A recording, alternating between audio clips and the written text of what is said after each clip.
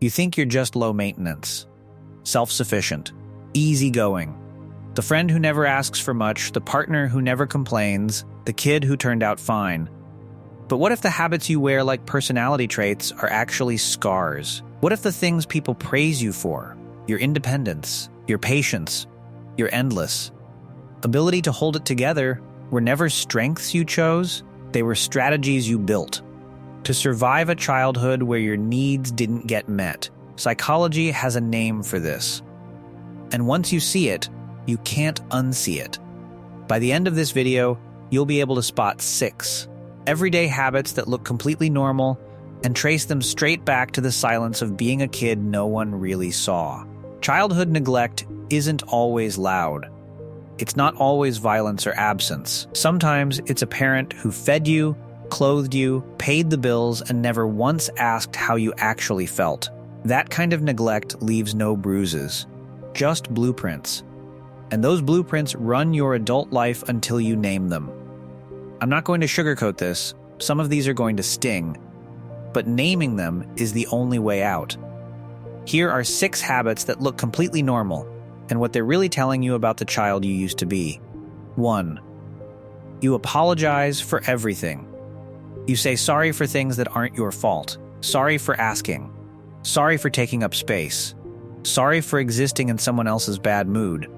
This isn't politeness. Psychologists call it the fawn response, a survival reflex from childhoods where any need, any noise, any emotion got punished or ignored. You learned that being small, agreeable, and apologetic was the price of safety. Every sorry was a tiny tax you paid to stay in the room.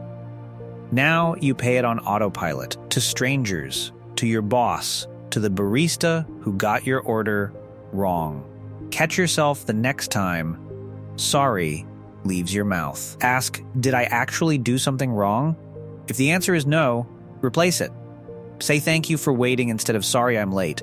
Say I want to share something instead of sorry, can I ask? Train your nervous system to take up space without paying for it. 2. You can't ask for help. You'd rather Google something for 3 hours than text someone for 30 seconds. You carry the heavy box alone. You tell everyone I've got it before they've even offered. This is hyper-independence. And it's not a personality trait, it's a wound dressed up as competence. When a child asks for help and gets ignored, dismissed, or shamed, they make a quiet decision. I will never need anyone again. That decision keeps them safe at age 7. At 30, it leaves them exhausted, isolated, and convinced everyone secretly resents them. Researchers find that adults who experienced emotional neglect score highest on self-reliance and lowest on life satisfaction. You weren't built to do everything alone. You were trained to. Pick one thing this week you'd normally handle alone. Ask someone to help with it. Not because you can't do it, because connection is built through small acts of needing each other. Let someone show up for you before you decide they won't. 3. You read every room. You walk into a space and instantly clock the mood.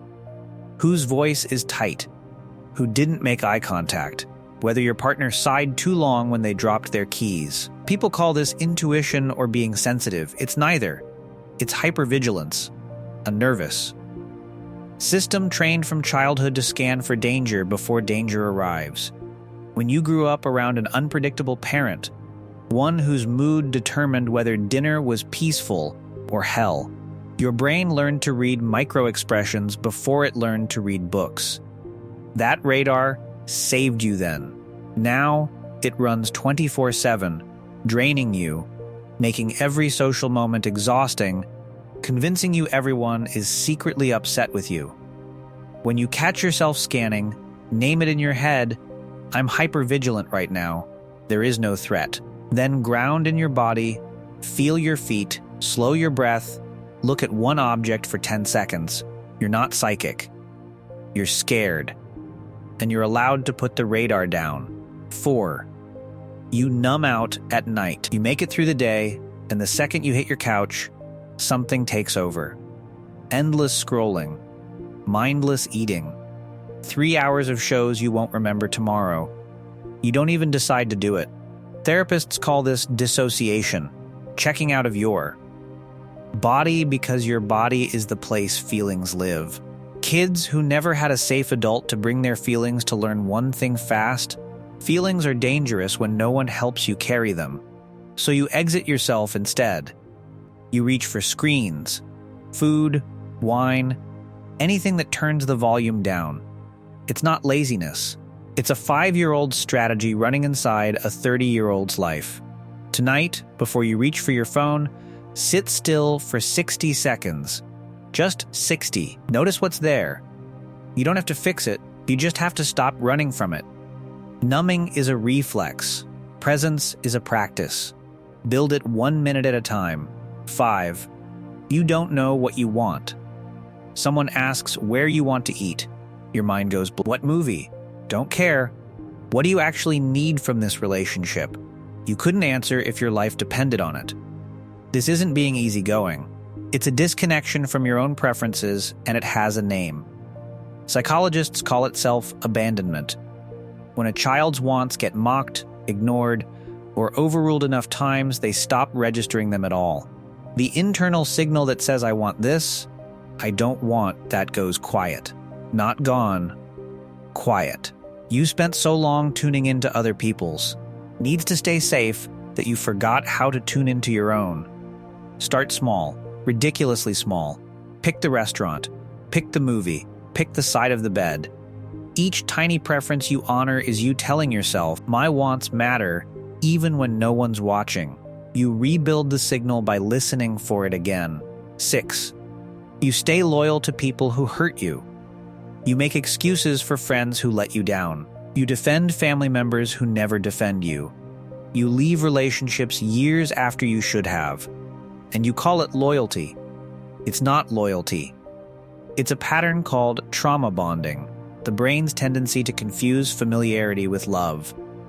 If your earliest experience of being loved came wrapped in inconsistency, criticism, or emotional absence, your nervous system tagged that feeling as home. Now, calm, available, consistent people feel boring. Chaotic, unreliable people feel like fate. You're not drawn to them because they're right for you. You're drawn to them because they're familiar. Make a list of the people closest to you. Next to each name, write one word. How do they leave you feeling most of the time? Energized or drained? Seen or invisible? Calm or anxious? Trust the pattern, not the story you've been telling yourself about them. Here's what no one tells you. These habits aren't proof that you're broken. They're proof that you survived.